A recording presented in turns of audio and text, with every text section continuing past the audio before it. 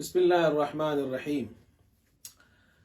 मुहतरम दोस्तों और उलमाए इकराम, नौजवान उलमाए इकराम, हुफ़्फ़ाज़ और क़ुर्रा इकराम, आज तरावीह में लुक़मा देने से मुताल्लिक़ चंद बातें अर्ज़ करनी है।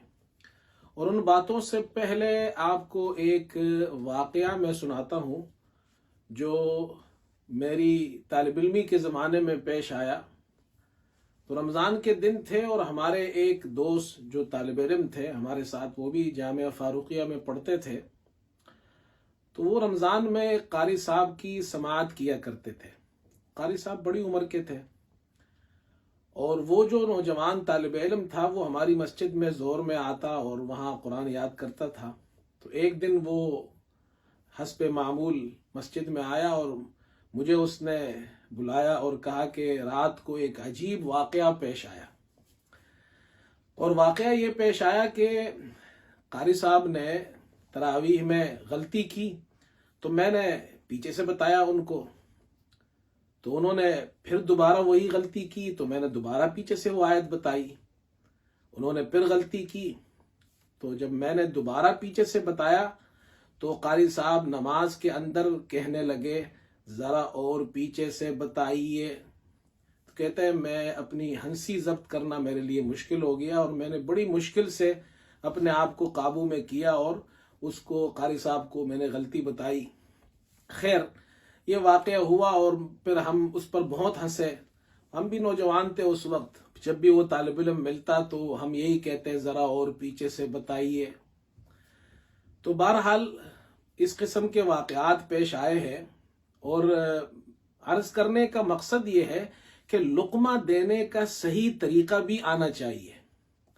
अब हमारे यहाँ आम तौर पर होता क्या है, कारी साहब ने गलती की, मिसाल के तौर पर कारी साहब सुबहानल्लज़ी का सिपारा पढ़ रहे हैं, सुबहानल्लज़ी अस्रा बिअब्दी लैलन मिनल मस्जिदिल हराम इलल मस्जिदिल अक़सल्लज़ी बारकना हौलहु लिनुरियहु मिन आयातिना इन्नहु हुवस समीउल बसीर।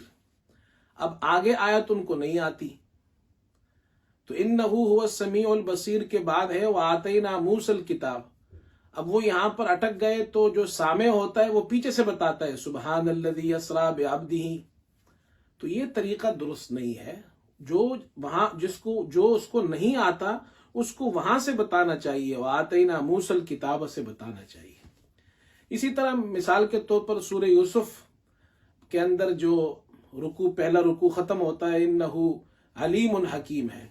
अब किसी ने हकीमुन अलीम पढ़ लिया तो उसको इन्नहु अलीमुन हकीम बताइए, आप उसको पीछे से ना बताया व कज़ालिका यज्तबीका रब्बुका से।